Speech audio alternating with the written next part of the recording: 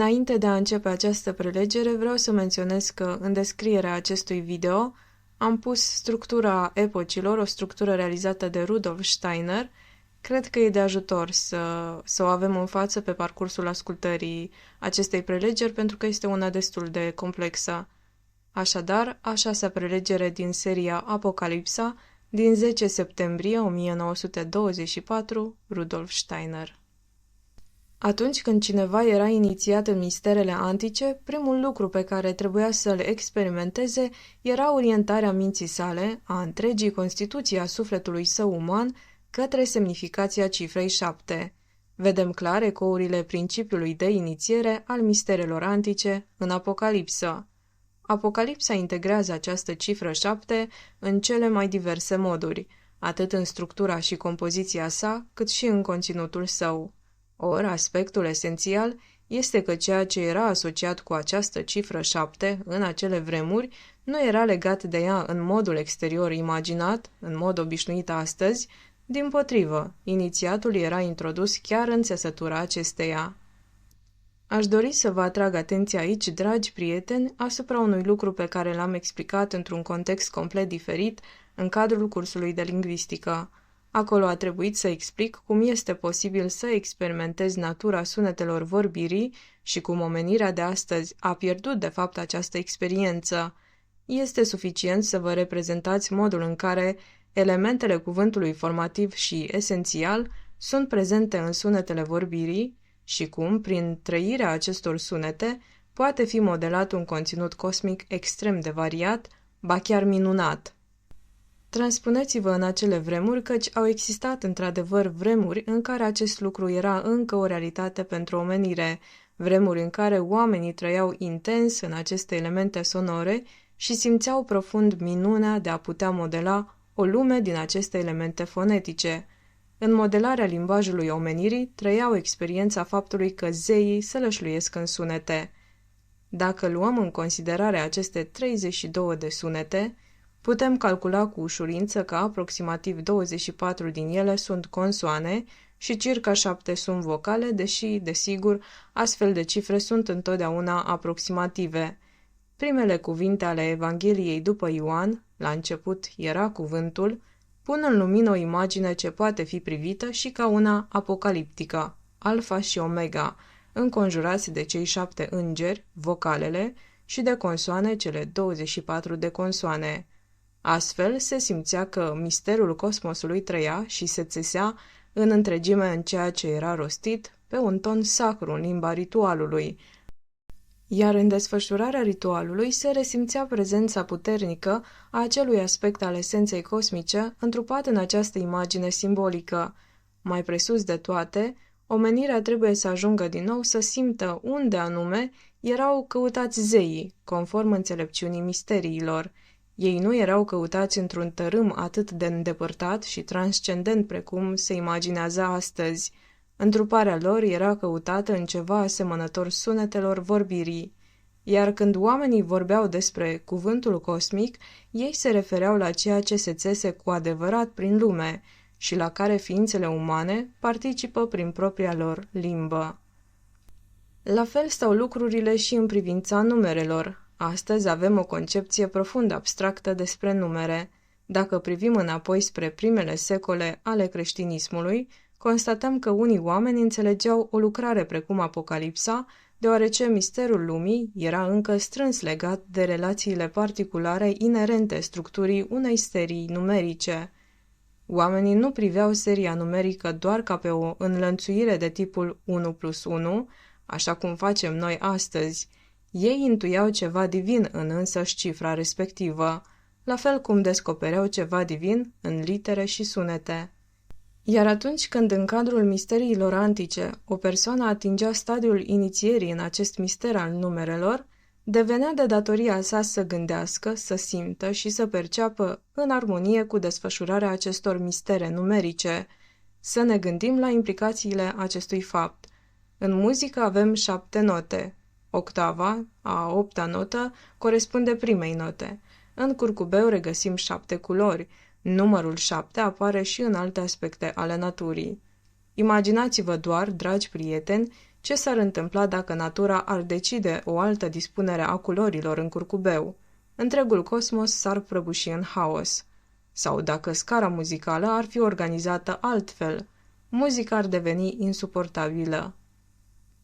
Inițiatul era făcut să înțeleagă că în însăși natura sufletului uman există o legalitate autentică, întocmai ca în cursul naturii. I se arăta că, în urma inițierii, nu mai putea da curs pur și simplu propriilor capricii arbitrare, ci era chemat să gândească în plan interior, în termeni de numere, să trăiască lăuntric misterul numărului, așa cum acesta țese și viețuiește în toate ființele și procesele, și așa cum numărul viețuiește în natură.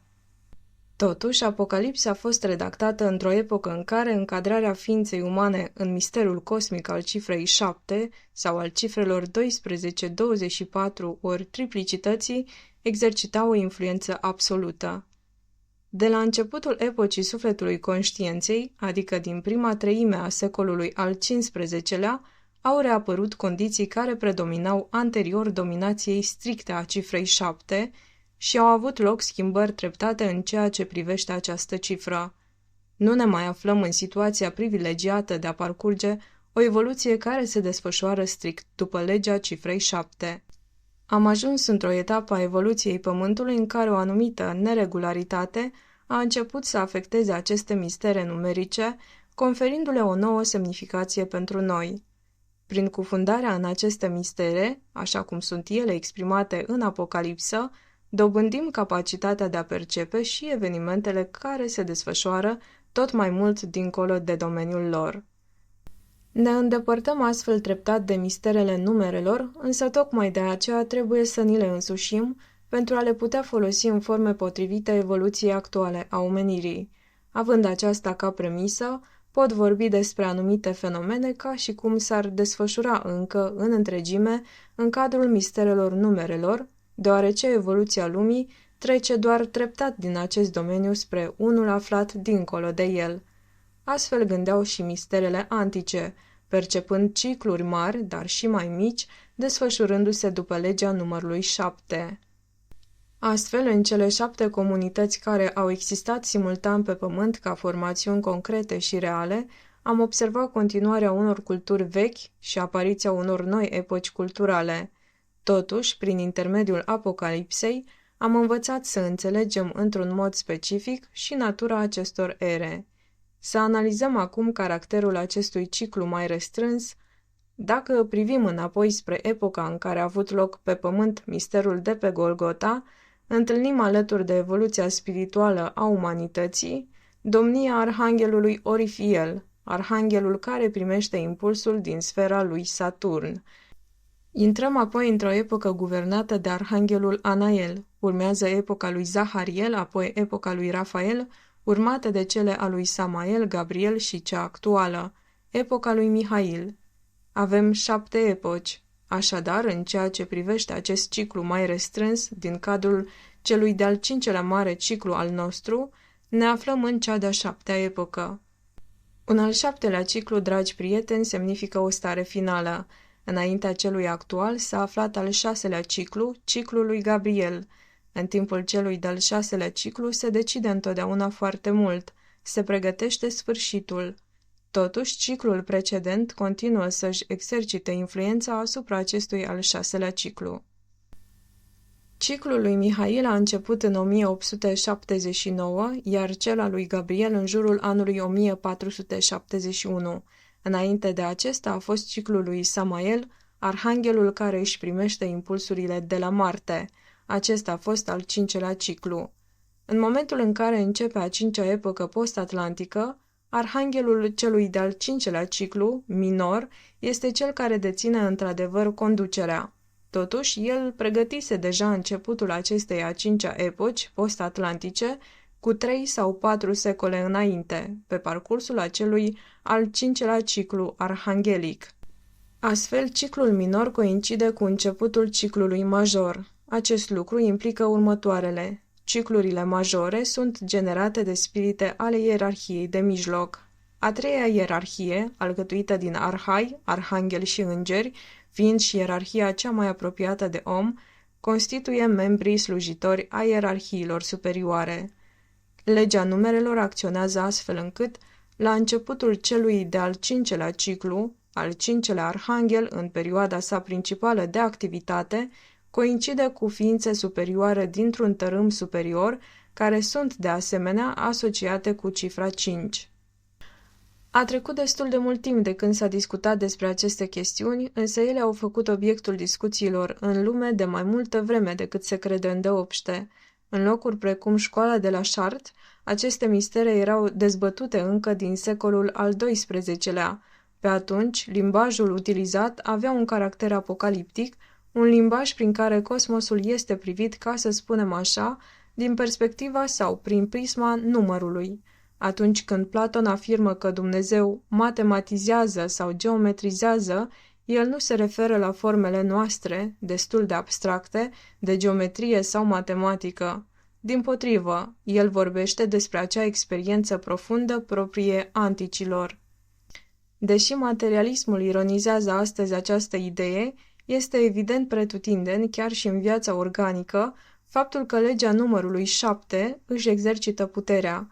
Este suficient să observăm apariția fluturilor și a larvelor sau evoluția anumitor boli pentru a vedea legea lui 7 în acțiune. Inițiații erau învățați că numărul izvorăște din însăși natura lucrurilor. Această viziune îi călăuzea să perceapă modul în care toate lucrurile se situează în contextul cosmosului. Căci gândiți-vă ce înseamnă când realizăm următorul lucru.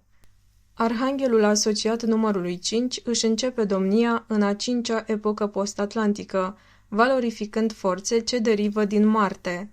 Dacă o epocă începe sub influența forțelor lui Marte, lucru pe care l-ar putea sugera chiar și o perspectivă obișnuită, ea poartă în sine un caracter bătăios, războinic.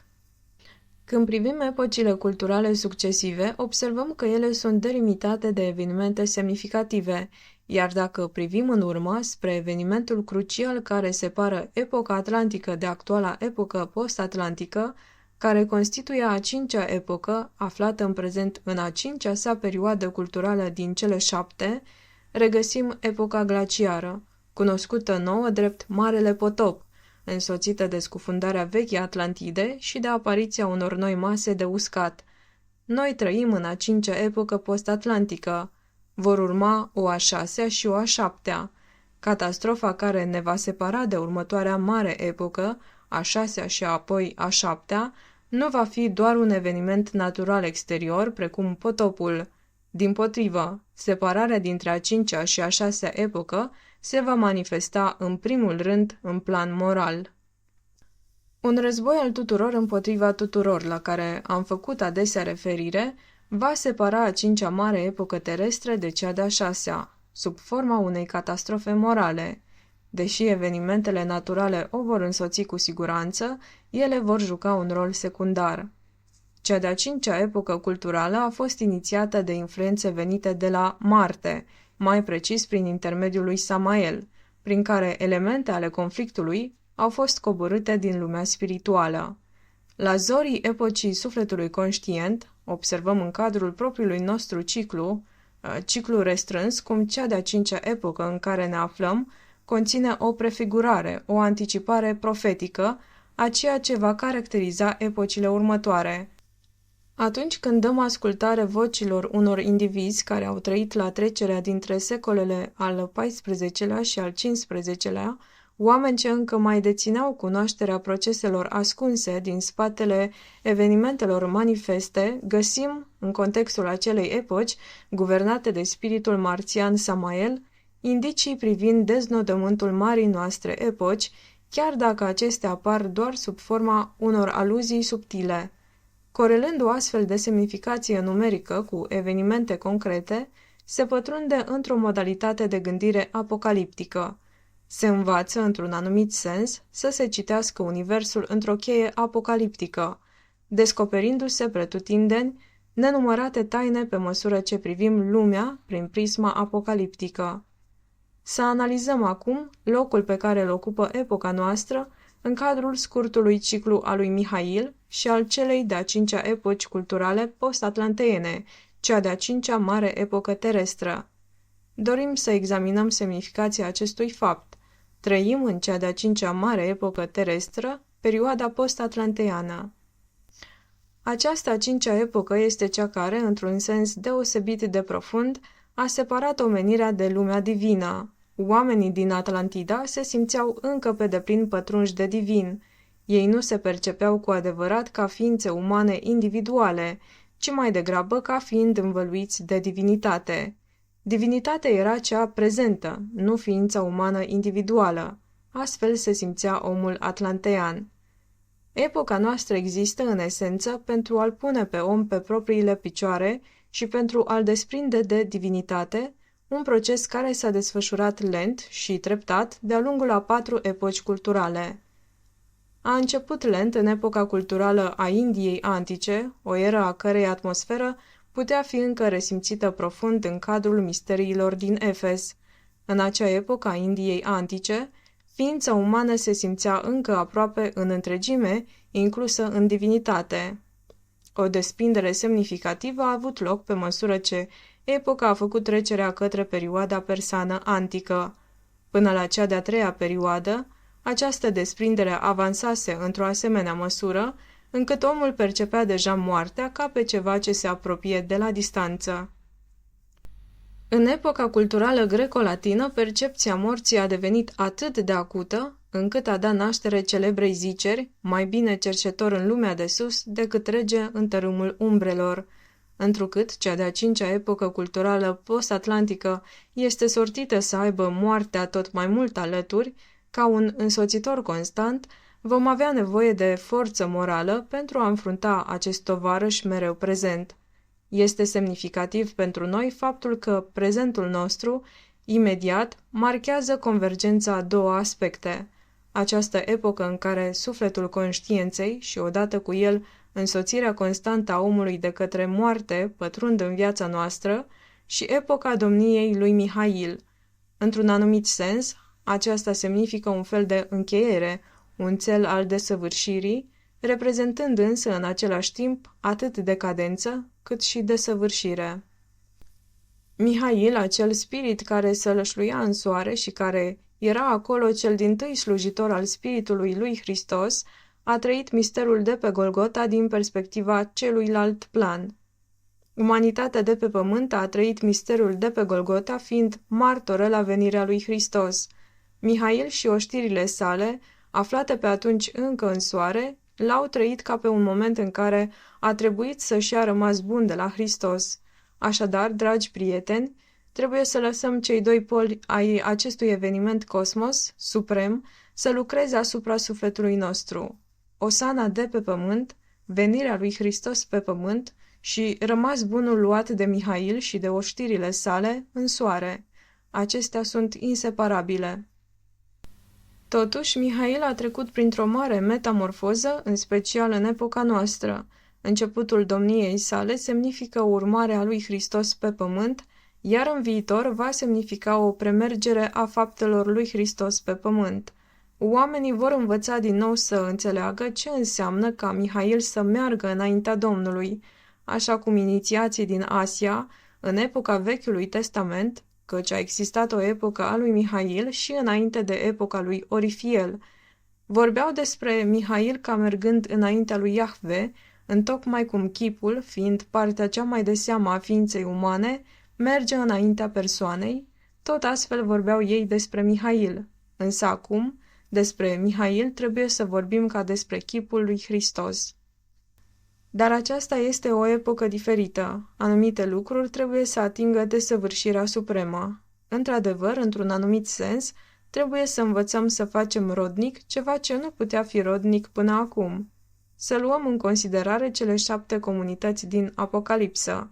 Dacă le atribuim epocilor arhanghelilor și dacă luăm prima perioadă, care a decurs în paralel cu evenimentul Hristos și cu apariția creștinismului și care încă se desfășura, constatăm că aceasta este reprezentată de comunitatea din Efes. Pe baza Apocalipsei putem privi această comunitate din Efes și ca pe cea care a fost unită cu creștinismul în prima sa iubire. Toate acestea, însă, trebuie înțelese prin intermediul misterului numerelor. Urmează epoca lui Anael, care își trage puterile de la Venus. În această epocă întâlnim marile fapte de iubire săvârșite pentru răspândirea creștinismului, nenumărate acte de iubire ce au propagat creștinismul în întreaga Europa. Pe parcursul evoluției creștinismului sub această guvernare a lui Anael, iubirea se afirmă ca forță predominantă. Urmează guvernarea lui Zahariel, care își trage puterile de la Jupiter, mai precis, puteri ale înțelepciunii, deși acestea au fost puțin înțelese în acea epocă. În loc să avem parte de o veritabilă guvernare a lui Jupiter, conducerea arhanghelică a început să se retragă în plan secund. Într-un anumit sens, omenirea nu mai tindea spre sfera lui Jupiter și a întors spatele spiritului lui Jupiter. În această perioadă a avut loc importantul sinod de la Constantinopol, al 8-lea sinod, care a privat evoluția umanității de multe elemente vitale. Apoi urmează epoca în care acționează ceva ce primește puțină atenție în istoria exterioară. După ce epoca lui Zahariel a trecut, omenirea este în esență bolnavă în sufletul său. Omenirea este grav bolnavă, iar agenți ai bolii se răspândesc de la est la vest, agenți teribili ai bolii care reprezintă un pericol pentru creștinism, deoarece izvorăsc din materialism, căci materialismul este cel care exercită o presiune tot mai mare. Și întrucât perioada înțelepciunii lui Jupiter se încheiase, a devenit posibil ca materialismul să se afirme în cadrul culturii creștine. Totuși, în spatele tuturor acestor lucruri se află ceva remarcabil, ceva ce există pe pământ doar ca o proiecție. În spatele a tot ceea ce a rămas în urmă ca o boală, în epoca ce a urmat după Zahariel, începând cu secolul al X-lea sau al XI-lea, se află ceva remarcabil. Epoca lui Rafael, medicul dintre arhangheli, a fost o epocă a vindecării în culisele istoriei universale, nu în mod vădit, în planul exterior, ci în mod semnificativ în planul interior. A avut loc o amplă vindecare, în special în ceea ce privește păstrarea anumitor calități morale, care la acea vreme erau pe cale de dispariție. Ca răspuns la agenții bolii aduși în Europa prin intermediul mahomedanismului, a fost invocat ceva ce trebuia să vină din Orient, sub o altă formă, pătruns de principiul creștin. Trebuie să privim spre voința din spatele cruciadelor, căci acolo rezidă cauza fundamentală a acestora, voința de a vindeca omenirea, de a o vindeca de materialismul care o amenința atât dinspre mahomedanism cât și dinspre catolicismul roman, iar Rafael, medicul dintre arhangheli, este în esență cel care i-a inspirat pe cei care au pregătit mai întâi omenirea să caute acel Orient spre care erau îndreptate cruciadele. Iată-ne însă, dragi prieteni, în cel de-al 4-lea ciclu mai restrâns al celei de-a 4-a epoci post-atlanteene, care este ea însă și a 4-a epocă majoră, epoca greco-latină. Această a 4-a perioadă majoră a fost menită să cuprindă misterul de pe Golgota. Cel de-al 4-lea ciclu mai restrâns, ciclul lui Rafael, este strâns legat de structura fundamentală a celei de-a 4-a epoci majore, căci vedem cum arhanghelul Rafael, inspirând omenirea să întreprindă cruciadele și să-și îndrepte privirea cu putere spre răsărit în căutarea misterului lui Hristos, plutește deasupra pământului și a tuturor evenimentelor pământești, purtând impulsurile lui Hristos. Cei care în acele vremuri puteau privi fie și puțin în spatele scenei evenimentelor exterioare, erau despărțiți de lumea spirituală imediat învecinată doar printr-un fir de păianjen, la fel cum și noi suntem despărțiți de ea printr-un fir de păianjen, întocmai cum Mihail a devenit activ, vizibil pe pământ în secolul al XIX-lea. În acea epocă a lui Rafael au trăit spirite remarcabile, printre care Ioachim din Fiore și Alanus ab Insulis. Ei percepeau această activitate a lui Rafael, această vindecare a omenirii care avea loc în spatele scenei evenimentelor exterioare. Aceasta a constituit cadrul unei epoci caracterizate printr-o stare de suferință spirituală. fapt dovedit și de efortul deosebit depus în acea perioadă pentru a înțelege Evanghelia după Luca, Evanghelia vindecării. Astfel, atunci când privim acea epocă prin prisma misterelor numerelor, descoperim perspective semnificative asupra semnificației acestor evenimente. A urmat apoi epoca lui Samael, care își primește impulsurile fundamentale de la Marte. Apar forțe ale conflictului, ele sunt insuflate umanității. Cifra 5 intră în opoziție cu cifra 4. Aceasta este întotdeauna trăsătura distinctivă a trecerii de la 4 la 5, faptul că 5-ul ajunge invariabil în opoziție cu 4-ul.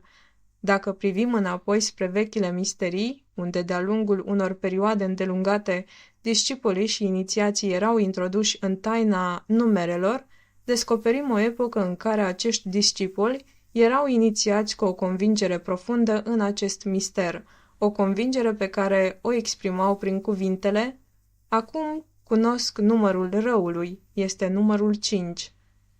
Oriunde numărul 5 domină în cosmos, conform misterului numerelor, avem de-a face cu tărâmul răului. El se revoltă împotriva cifrei 4, cifra armoniei, și astfel iau naștere decizii majore, decizii privind alegerea de a urca spre cifra 6 prin bine sau prin rău. 5 vine cu apariția libertății și odată cu ea posibilitatea răului, iar mai departe 6, aici omul începe să creeze conștient în acord cu Hristos sau împotriva lui. Însă despre modul în care acest lucru conduce tot mai mult spre planul concret, spre înțelepciunea inimii și a sufletului uman, vom vorbi data viitoare.